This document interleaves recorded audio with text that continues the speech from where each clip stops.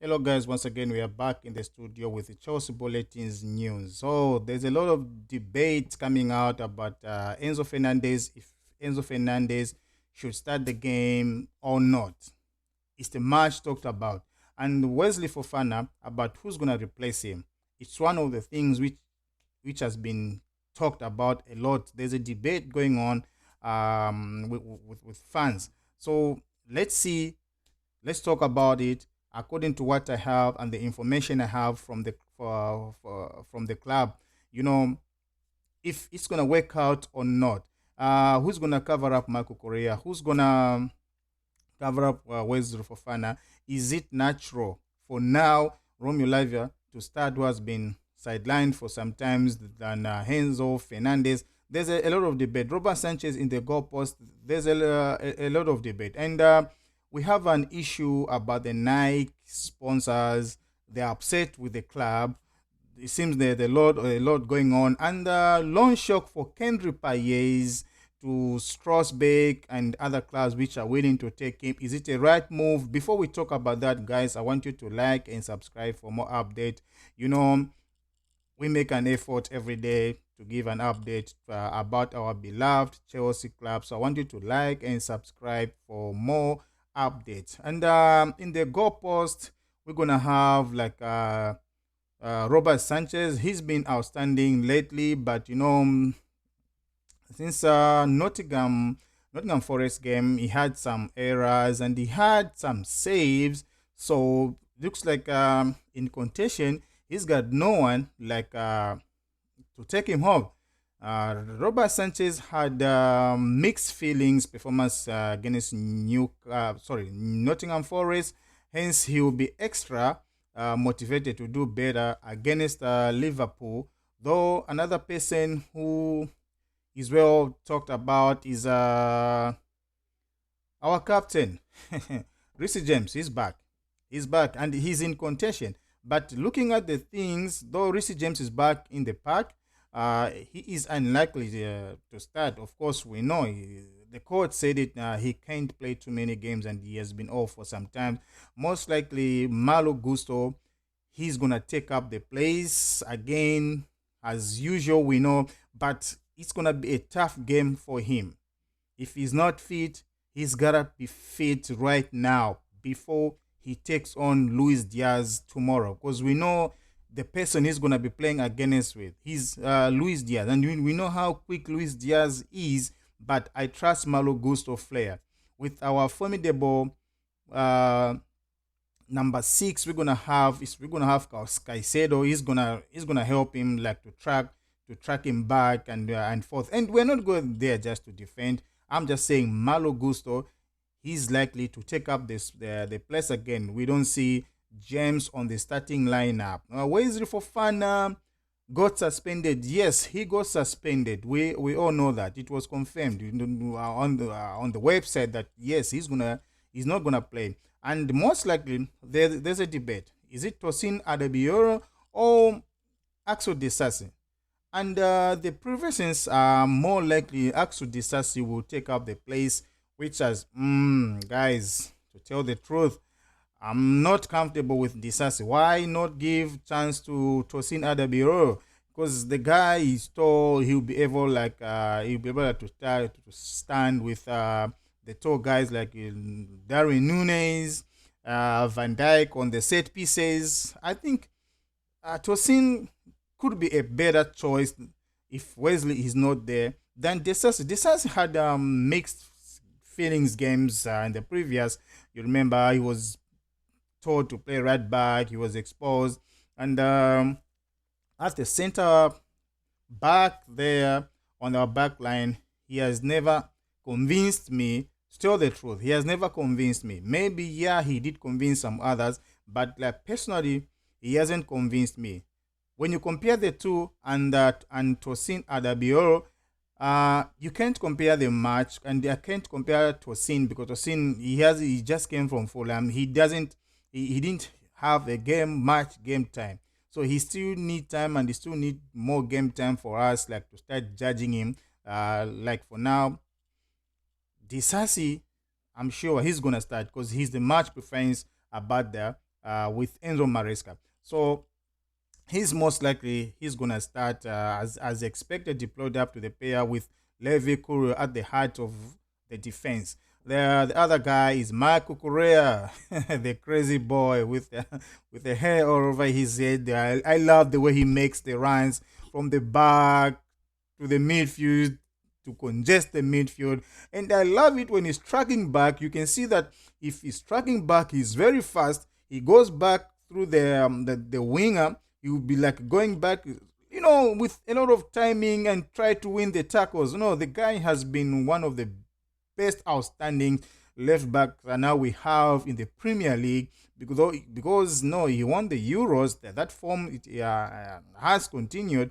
It's no wonder Ben Chilwell, there's no chance like for him, like for now, to get back into the team because we had a problem with Michael Correa, but Michael Correa he's doing fine, and Renato Vega he's there as the backup. So for sure, Michael Correa he's not playing, but Renato Vega is likely to start on the left back role. Ben Chilwell continues to be on the bad books. Yes, I'm gonna say bad books. Yes, continue to be on the bad books. That's all. That's how I can say it because there's no chance like for him to be reintegrated in the EPL. The midfield, Enzo Maresca wouldn't want to take any risk with his midfield making any changes. I think we all know. Now the debate is Enzo Fernandez and Lavia Romeo. People want Rovio to start the game, but it's about the match. It's about the match fitness. Come on, we talked about it. It's about the match fitness, and hence the coach has some faith in Enzo Fernandez, who's fully fit. Everything is okay, despite his lack physicality. He's not a Premier League player, like what I can say. He was playing in Portugal, Argentina. They don't have that physicality. His game is not that type, but he's trying to, by all means, to adjust to make some changes. The duo of Moses Caicedo and Enzo Fernandez remain intact for sure. He's not gonna change that. However, they have to put on their everything if they want to overpower the Rathless of Liverpool. Because Liverpool, they have the best midfielders right now, and they are rarely losing the ball on the midfield. So Enzo Fernandez, this is the game he needs to show the world that he will be able to take over the place and end the debate. Because against Nottingham Forest, again, they were debating that he didn't have a good game. But this time around, he needs to show us and convince people that everyone, Enzo Fernandez is the man of the game. He's going to control the pitch despite whatever the outcome. He's going to show us that he's able to take up the place to end the debate. We cannot be comparing Enzo Fernandez and injured players. Injured players are not contributing anything apart from nursing their injuries. So let's give chance our fully fit player, Enzo Fernandez. Maybe he's going to take up the chance. And I know he's the favorite boy on the midfield. He's going to take it up. On the attack, we have again, there's no debate about who's going to start. Benoni Madueke continues to operate on the right wing with Jadon Sancho. So, Madueke and Jadon Sancho, I'm sure they'll take up their place. On the other side of the pitch, the starman Cole Palmer carries the team upward to the up to the up front with other attacking players. That is Nicholas Jackson. He's going to be coordinating between the midfield and attack. We know that he's the one who controls like everything between the midfield and the attack. So if Noni Madueke isn't going to start, then Neto is going to start for sure. But Noni Madueke, he's the preferred starter on the right wing. And on the left side, of course, we have Jadon Sancho. He didn't have international games, so he's fully fit and prepared for this game. So we're gonna talk about loan move for Kendry Paez. a loan move, a story which has brought a lot of much attention.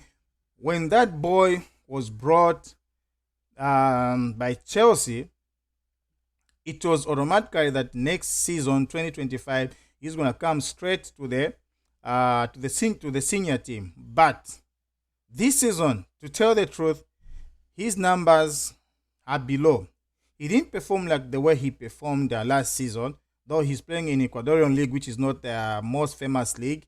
But this season he hasn't done well. But looking at the team we have, 2025, all our players are intact, are fully integrated into the team. We even know. But when he comes back to the team, when he comes to Chelsea, which place is he going to take up with? He's only 17. He's still learning. There are a lot of scandals about him, nightclubs, what. He's still young. He's still learning. With that, he's still gaining that popularity. But when it comes at Stamford Bridge 2025, I don't think he's going to have a chance of penetrating with the team. And you can't let that boy with that talent rot and in reserve or keep on warming the bench. Because we have Noni Madueke and Ineto. They are doing fine there. And on the right side, we have Jadon Sancho, who is competing with Modric. And Modric, it's like he's trying to improve. He wants to impress. But the problem is that he's never consistent. You're gonna saw some glimpse of improvement with him, but as the time goes by, you're gonna see he's gonna be falling off, like running like a chicken with no head, boom boom boom, giving up the ball. Though international break, in the international games, he had a good game. He scored a very good goal. Let's hope it's gonna boost him up. But Kendry Paez, there's no chance like for him to start at Chelsea. So Chelsea have decided to take Kendry Paez on loan to Strasbourg. But some fans are protesting that boy needs to come straight to the team. So it's most likely that Chelsea will loan Modric to Strasbourg and give the chance to Kendry Paez, or he can be loaned somewhere else because that boy, he's playing international. He's playing a senior team for the Ecuador. His body language, you can tell that he's much ready to take up the first team at Stamford Bridge. But he's loaned to Strasbourg for more development. Yeah, it's good for him, but I would rather Modric go to Strasbourg on loan and let Kendry Paez take up the role maybe as a backup for Jadon Sancho. Because that boy, Kendry Paez, can play number 10, right wing, left wing. He's more like Cole Palmer similarities of taking up the front free rows on the attack.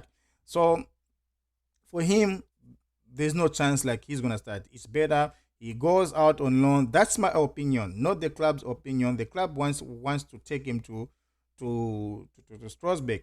Others are saying no, they are protesting. And the other thing, Chelsea shirts are not selling. The jersey is not selling the way it used to. Nike are very furious with Chelsea. They are saying the lack of front sponsorship has destabilized their business. The shirt is not selling. So they are still talking about it. It's not that they want to pull out, but they are still talking about it. They are saying the lack of sponsorship at the shirt is not that attractive for fans like to be getting. Come on, guys. When I used to be young, I used to buy like a football jersey. It's because it's the way it looks. If the jersey looks nice, the sponsorship on the shirt looks nice, you say, whoa, the shirt looks nice. Remember like when we had Samsung and Adidas, our jersey looks to look very nice. And I remember those days, Chelsea used to be the Chelsea of winning titles, battling each game, winning after winning, going to Liverpool, beat them up, going to Manchester, maybe draw them. That team, it reminds me the kind of sponsors we had before. So the jersey is not selling up, and Nike are very, very, very furious about it. So they're still talking about it, and we are almost going to the halfway of the season. Chelsea kit, there's no sponsor on the shirt. It's either Nike, they're gonna pull out or not. So we don't know yet, but they're still talking about it. So guys, I want you to like the video and subscribe for more updates to come. These are the only things I wanted to talk to you about. And let's wait for tomorrow's game and see how our team is going to perform. And give your comments down there to see where we can improve, how our team can improve, and all over. Big out to Chelsea. I'm saying tomorrow it's a big game. Let's go Chelsea. Keep the blue flag flying high. KTBFFAH. We want to see you win tomorrow. Arsenal, they've lost the game. So it's our chance to go above and take up that place and start commanding the league. See you guys.